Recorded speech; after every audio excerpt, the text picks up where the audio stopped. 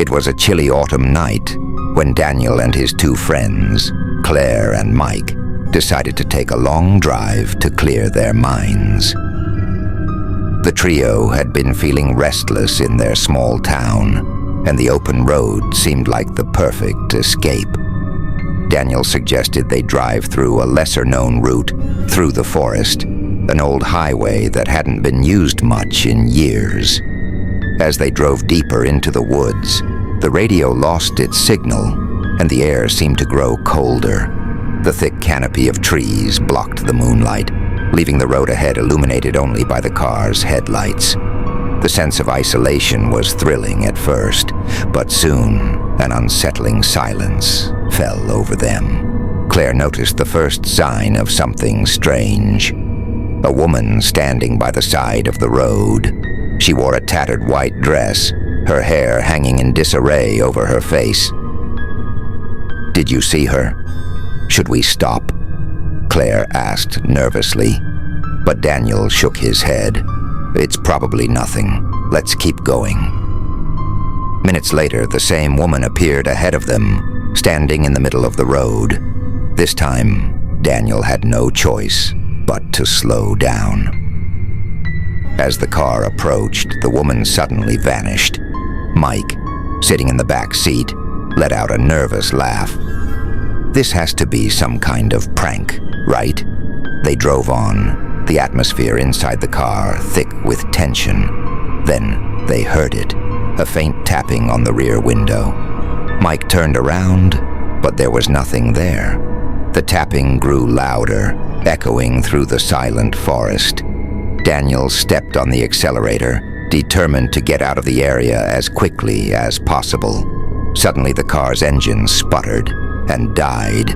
They were stranded in the middle of nowhere.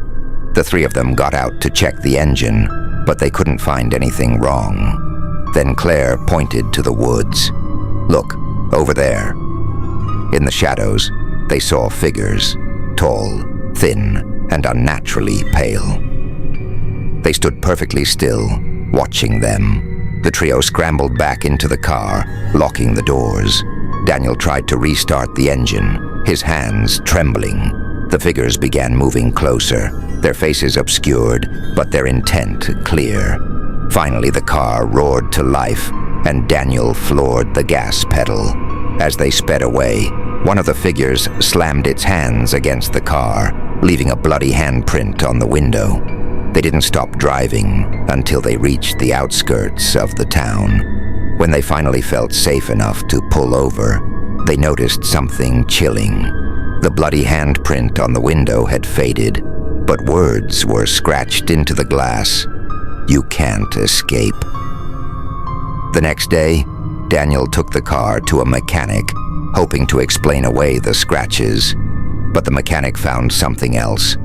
A piece of fabric caught in the undercarriage. It was from a tattered white dress. From that night on, none of them dared to drive that route again. But even now, on quiet nights, Daniel swears he can hear faint tapping on his window when he's alone in the car.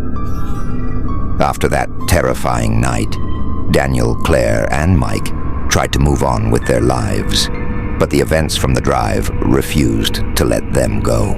All three started noticing strange occurrences that made them question their sanity. It began subtly. Daniel would wake up in the middle of the night to the sound of tapping on his bedroom window, even though he lived on the second floor.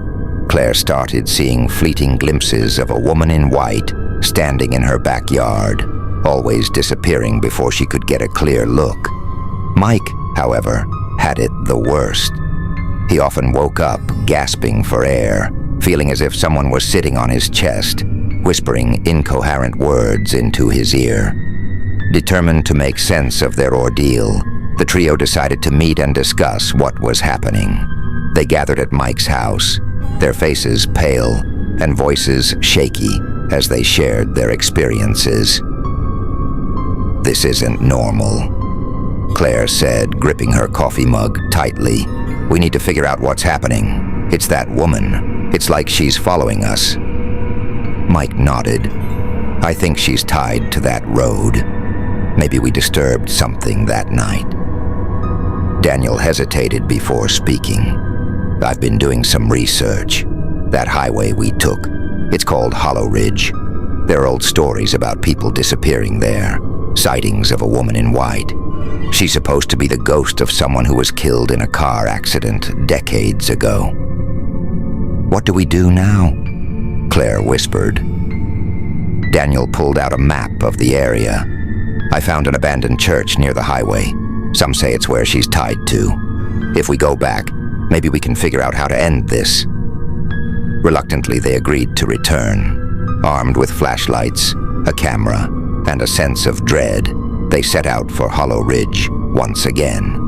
The drive was eerily quiet, and the closer they got to the forest, the heavier the air felt.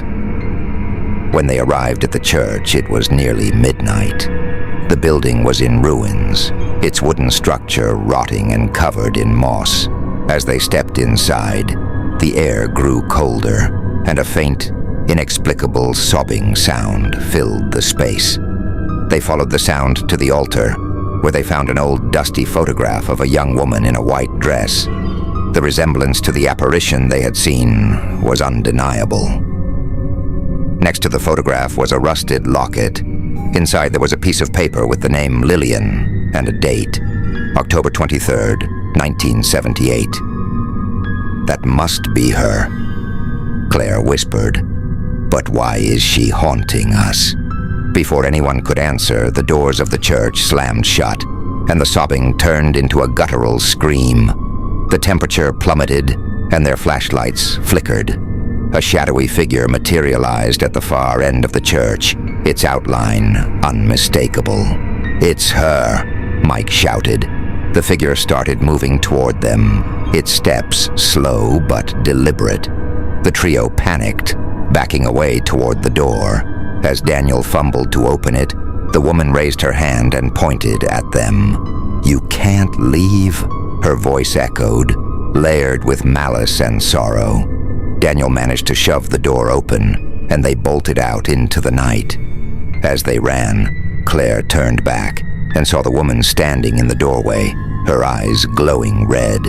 She whispered something inaudible before vanishing into the darkness. Once they were safely back in the car, Daniel slammed on the gas, desperate to get as far away as possible. But as they sped down the highway, the same tapping sound started again, this time on all the windows. "What does she want from us?" Claire cried. Then a chilling realization hit Daniel. She doesn't want us to leave. She wants us to stay with her. Forever. The car's headlights suddenly flickered and went out, leaving them in total darkness. The last thing they heard was the screech of tires and a woman's laughter before everything went silent. When Daniel opened his eyes, he was lying on the cold, damp ground.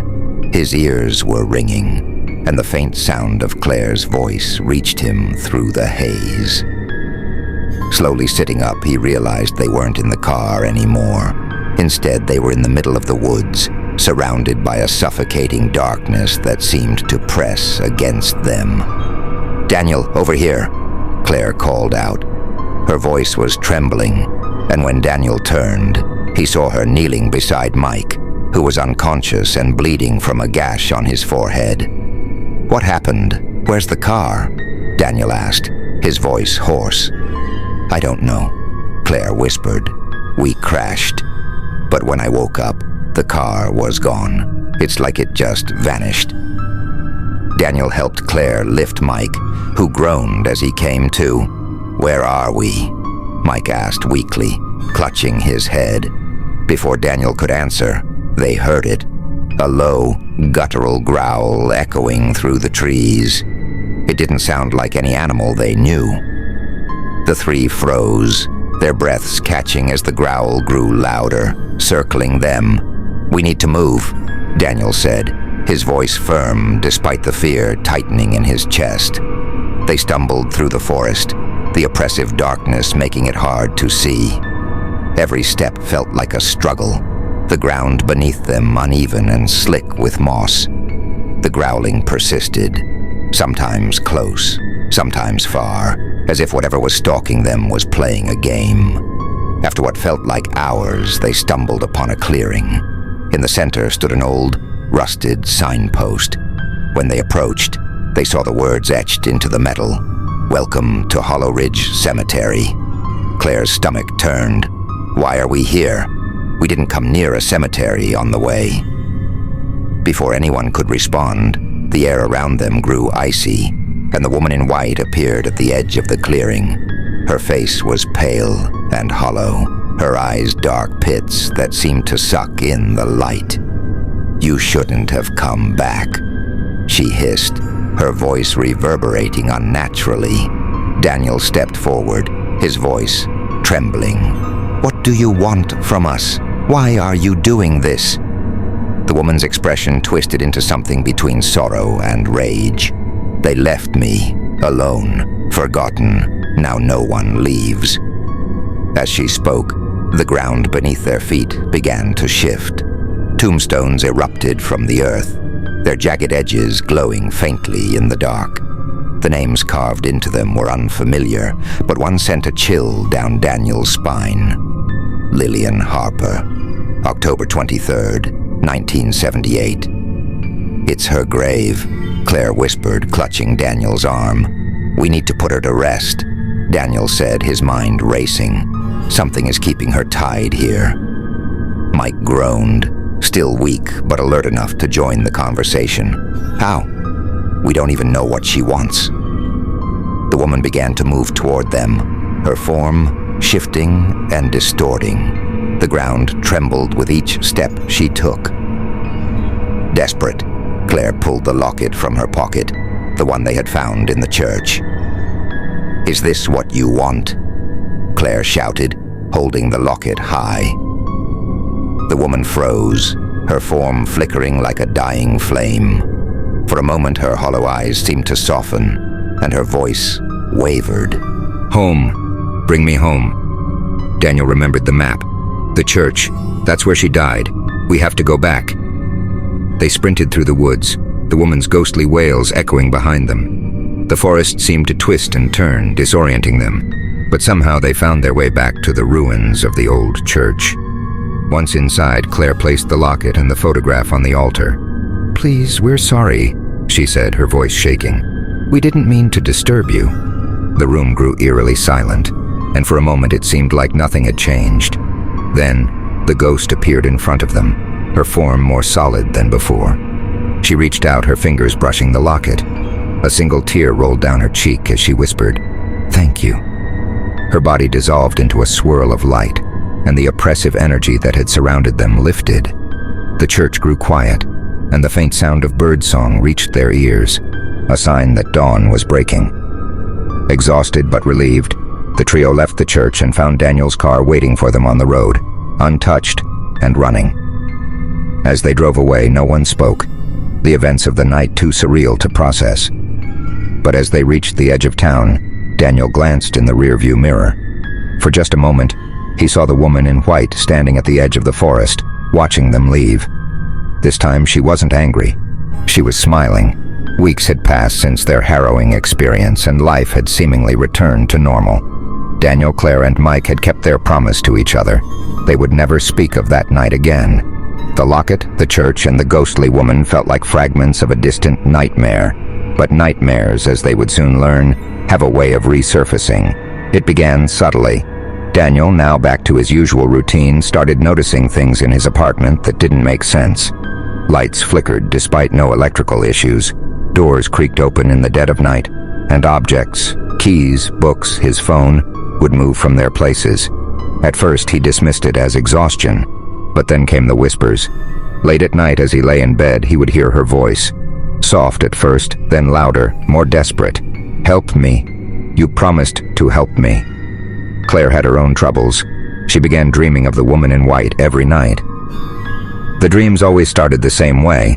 Claire was back in the forest, standing in front of the ruined church.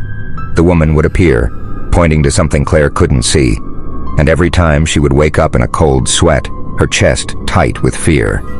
Mike, meanwhile, was plagued by shadows. At home, at work, even when out with friends, he could feel someone watching him. At first, he thought it was paranoia. Then he started seeing her reflection in mirrors, windows, even puddles of water. The figure of the woman in white lingered just long enough to send chills down his spine before vanishing. Unable to ignore what was happening, they met again. This time, they were all terrified. "She's still here," Daniel said, pacing the room. "I don't think she's finished with us." "She wanted us to bring her home," Claire said, her voice trembling. "We did that. What more does she want?" "She said, 'No one leaves,'" Mike muttered. "What if we weren't supposed to survive that night?" The thought sent a wave of dread through the room. Desperate for answers, they revisited the church during the day, hoping the light of the sun would protect them. The church, however, felt different this time. Colder, darker, as though it were alive. Inside, they found the altar they had placed the locket on, but something was wrong. The locket was gone. "I swear we left it here," Claire said, panic rising in her voice. Suddenly, the temperature dropped and a faint sobbing echoed through the church. The woman appeared again, but she wasn't the sorrowful spirit they had seen before. Her form was twisted, her face contorted in rage. "You lied to me!" she screamed, her voice shaking the very walls of the church. "You didn't set me free! You trapped me here!" The trio was paralyzed with fear as the spirit's rage grew. Objects flew across the room, the ground trembled, and the windows shattered. The ghost's dark, hollow eyes bore into them as she pointed at Daniel. "You promised me peace," she shrieked. "Now you will know what it means to be forgotten." The trio ran, but the forest seemed to conspire against them. The path twisted endlessly, leading them back to the church every time they thought they'd escaped. Exhausted and terrified, they realized they couldn't leave until they confronted her. Daniel, summoning every ounce of courage he had, stepped forward. "What do you want from us?" he demanded. "We didn't mean to hurt you." The woman's form flickered, her rage momentarily replaced by sorrow. "They took everything from me, my life, my love, and now I'm alone." "Who?" Claire asked. "Who took everything?" The woman pointed toward the edge of the clearing, where an old well stood, covered in moss and vines. As they approached, the air grew colder. The well seemed to emanate a dark energy, and as Daniel peered inside, he saw something horrifying. Bones.